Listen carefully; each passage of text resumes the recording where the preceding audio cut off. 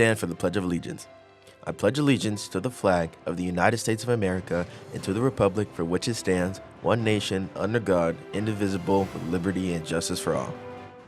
Good morning, DP. I'm Anna Miller. I'm Emily Kippen. Today is February 17th, and in today's show, we will be talking about girls water polo's super close Division I CIF quarterfinal game against Segura on Thursday. Another super close game with girls soccer who took on La Miranda also on Thursday. Girls basketball, who played 2 CIF games over the weekend where they took on Los Alamitos and San Juan Hills. And more. So let's get right into it. This is DP News. And it starts now.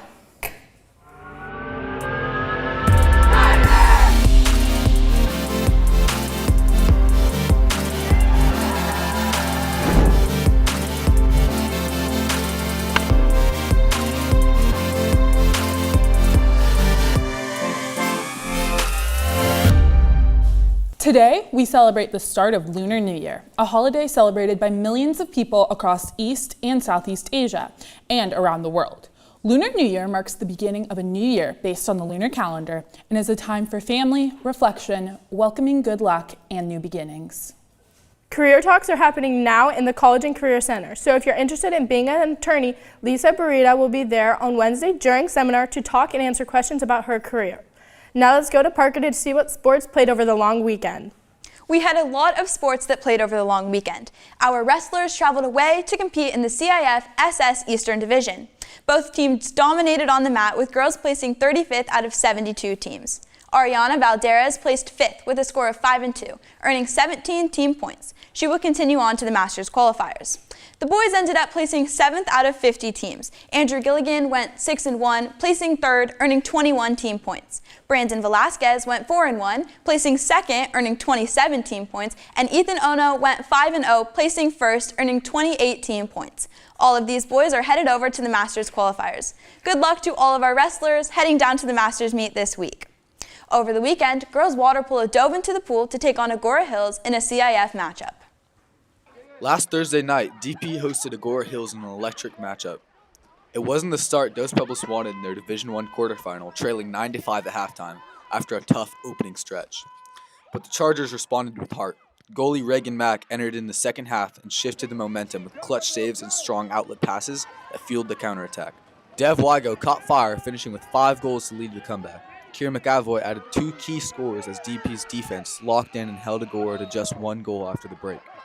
Trailing 10-9 in the final seconds, Wygo launched a long-range shot from under pressure that clipped the crossbar just inches from forcing overtime. A heartbreaking finish, but a comeback that showed the resilience and fight of the Chargers. Reporting for DP News, this has been Hunter Hawes and Wyatt Gimber. What a great comeback, but a tough loss. The girls finished their season with a 19-8 overall record, placing 2nd in Channel League. Also on Thursday, our girls soccer team faced a tough opponent in the first round of CIF. Thursday night, our girls soccer team battled La Mirada in a high-stakes first-round CIF Division III playoff showdown. Dressed in black, our girls left everything on the field in a hard-fought battle. From the opening whistle, Hazel Burgess, Alina Seidel, and Paige Farrow relentlessly pressured La Mirada's defense, creating scoring opportunities and keeping the intensity high. Despite multiple strong offensive pushes, the Chargers just couldn't find the back of the net.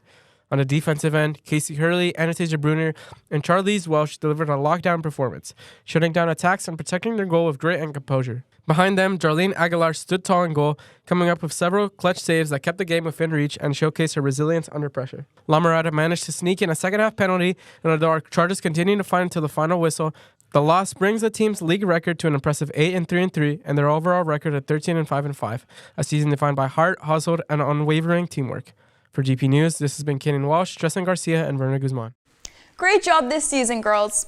They finished this season with 8 wins, 3 losses, and 3 ties, and 3rd place overall in Channel League. Next, our girls basketball team traveled down to Los Alamitos for the first round of CIF and came home with a win.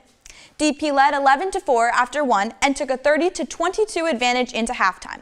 The Chargers stayed in control throughout the entire second half, closing it out 53-43. Kinda Amarita recorded a double-double with 16 points and 12 rebounds, while Carly Latondre led the way with 19 points. DP's defense was relentless, forcing 14 steals to steal the playoff victory. They advanced to San Juan Hills here at home on Saturday. that opponent after this lineup. Last Friday, our girls basketball team hosted San Juan Hills in their CIF second-round playoff at home. From the start, the girls came out strong and kept control of the game the entire time. They led in every quarter and stayed at least 6 points ahead, not giving San Juan much room to catch up. It was a steady, confident performance all night. Kinda Madrida led the team with 14 points, while Carly Latondre was right behind her with 13. Asha Nayak also had a solid game, adding 10 points to the scoreboard. On the defensive end, the team really stepped up, finishing with 15 steals and creating a lot of extra opportunities. All that teamwork paid off, and the girls secured a 52-45 win. With the victory, they move on to 11-3 in league play and 19-11 overall. They'll now host Rosary Akkad in the CIF quarterfinals tomorrow at 7 p.m. For DP News, this has been Lucas Abugazala and Avon Corona. 52, Stallions 45. That was such a great game, girls, and I'm excited to see how you do in your next game. Seniors, the deadline to buy Grad Week tickets is approaching. The deadline is February 28th, and the tickets cost $300. You can scan the QR code on screen to purchase tickets.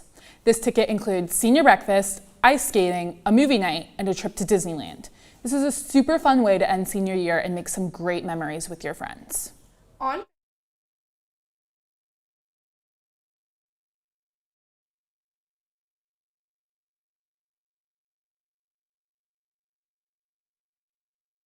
Opportunity to place an order on your cap and gown. Spring sports are in full swing. Let's go to Parker to see which Swans play today. We have a full day of sports today. Our boys tennis team is starting their season playing home against Bishop at 3. Girls beach volleyball will be taking on Ventura in their first league match at home at 3. Boys volleyball will be traveling away to take on Calabasas at 6:30. Good luck to all of our teams playing today, hoping for everyone to come out with a win. I cannot wait to see all our sports playing today. This Thursday from 6 to 8 in the EPAC, DP will be hosting an open mic night. Come with a prepared act or song. This is a free event to all students and will be a super fun event. If you are interested in running for class office or ASB office, scan the QR code to receive an invitation to an informal meeting and learn more about the leadership opportunities around campus. If you have any questions, email Scotty G. Well, that's all for today, DP. Make sure to stay tuned for some more highlights of the Santa Barbara International Film Festival from 2 different nights last night. Check out our Instagram at DPNews805. And thanks for watching.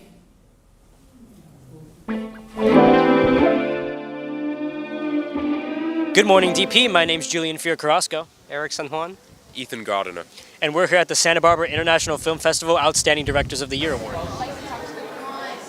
At your film and how you want that to reflect on high schoolers and the younger generation this today. Is fantastic. I would love this. The power of this story is the power of human connection, and that we are far more alike than different, and that our world is gigantic and massive, yet it's very small. And so this story tells a story of a family that was in Kentucky, Western U.S. culture, that sold everything and traveled the world, and the world became their classroom. It changed their lives to be in service to others, to give more than to take, and to listen to the whisper of your heart. Because authentic living, intentional living, starts from the soul. What type of message do you want that to have on like the younger generation or high school students now? To do what makes you happy and to follow your heart, and to live with passion, and to know yourself, to also know that home is always within. Wonderful. Thank you so much.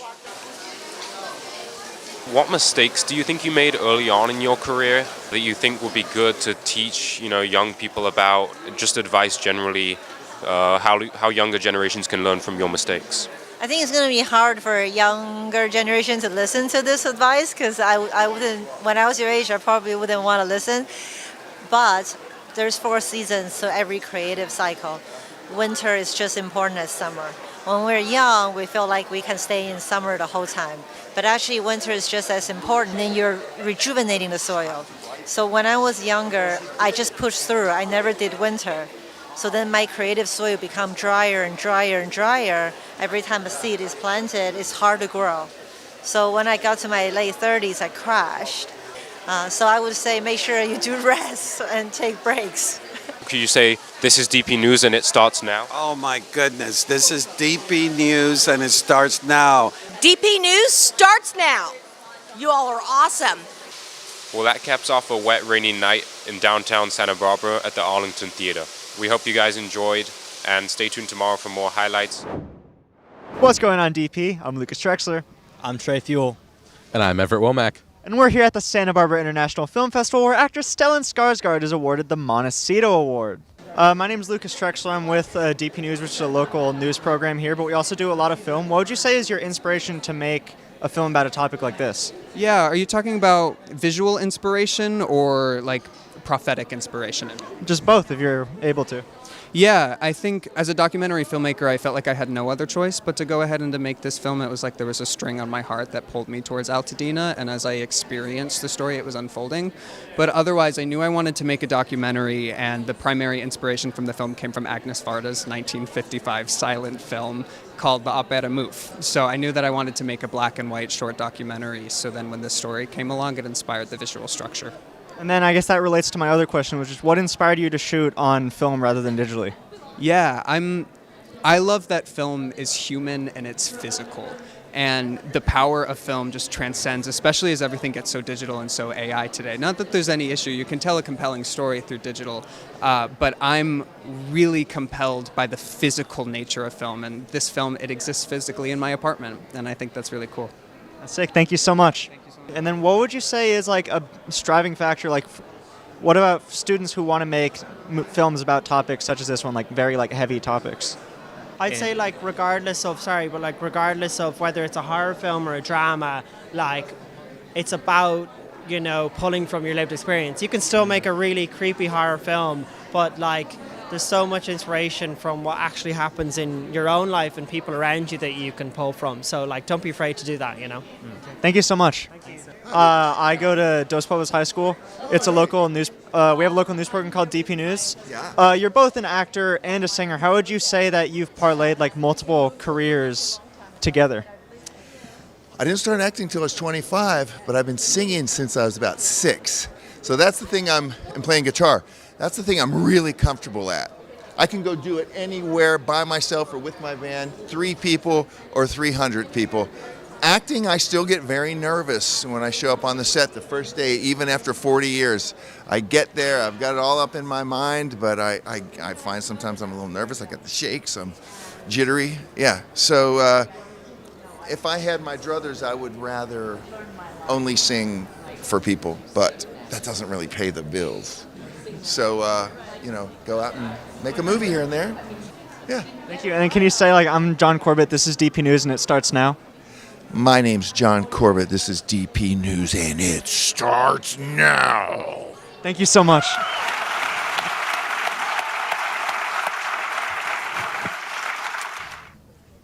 That was an amazing night. Seeing the Montecito Award presented was really cool. I'm Lucas Trexler. I'm Everett Womack. And I'm Trey Fuel. Reporting for DP News.